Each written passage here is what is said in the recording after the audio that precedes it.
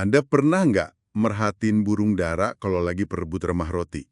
Mereka kan matuk terus-terusan ya, nggak berhenti.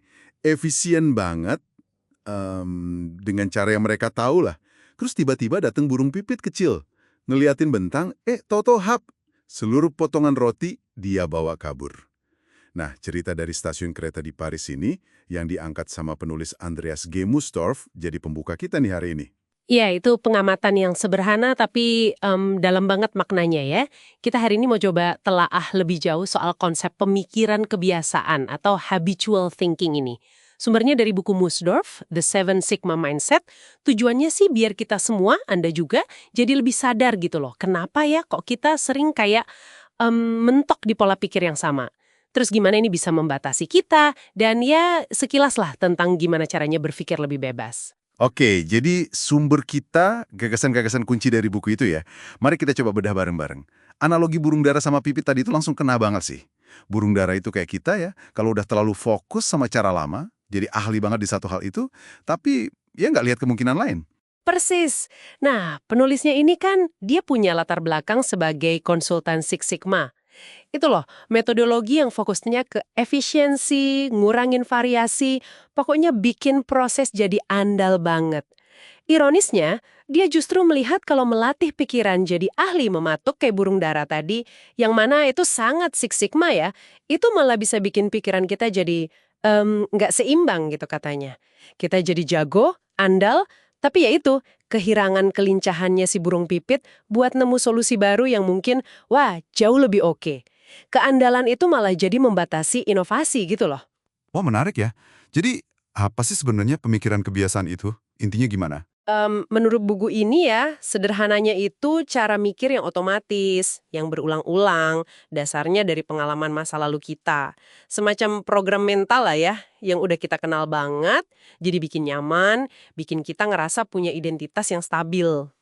Termasuk pandangan kita soal benar salah, baik buruk, bahkan siapa diri kita gitu ya. Betul, dan ini terbentuk dari pengalaman, aturan sosial, pendidikan, macam-macam lah. Secara evolusi, ini penting sih buat bertahan hidup, buat efisiensi sehari-hari, biar kita bisa diandalin juga. Pikiran kita tuh emang secara alami maunya ngurangin variasi, balik ke normal versi kita masing-masing. Oke, kedengarannya kok bagus ya. Ada sisi efisiensinya, bikin kita bisa diandalkan. Terus, sisi negatifnya di mana dong? Nah, ini dia jebakannya. Sisi negatifnya itu keterbatasan. Pemikiran kebiasaan ini bikin kita cuma ngelihat solusi yang udah ada di database masa lalu kita aja. Padahal tantangan baru kan mungkin butuh solusi yang sama sekali baru, yang belum pernah kepikiran sebelumnya. Oh gitu. Penulis pakai analogi bagus nih. Kita ini kayak jalan pakai peta mental. Saking percayanya peta kita ini akurat, kita jadi lupa ngelihat wilayah aslinya. Padahal peta itu kan penyederhanaan ya. Bisa salah, bisa udah nggak relevan. Dan wilayahnya, kehidupan kita itu terus berubah loh. Ah, masuk akal.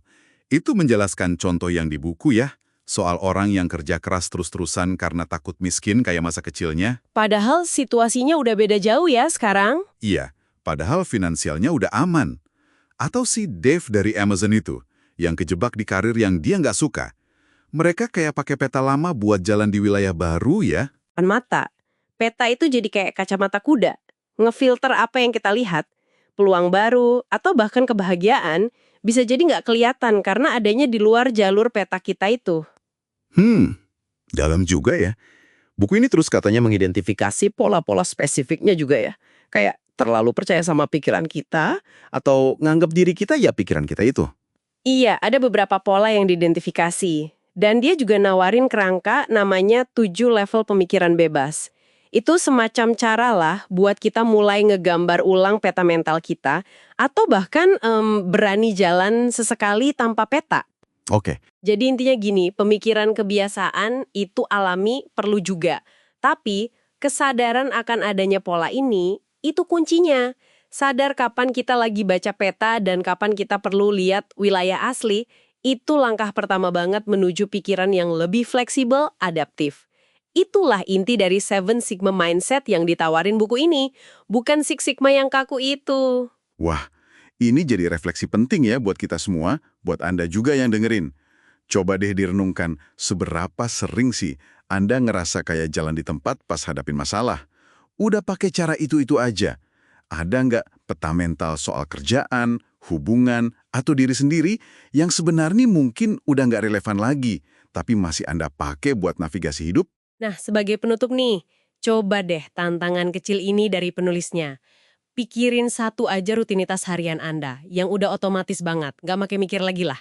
Besok, coba sengaja lakukan sesuatu yang sedikit aja beda dalam rutinitas itu. Nggak usah yang drastis kok.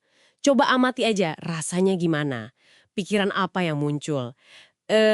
Siapa tahu ya ini bisa jadi awal petualangan kecil Anda di luar peta kebiasaan Anda.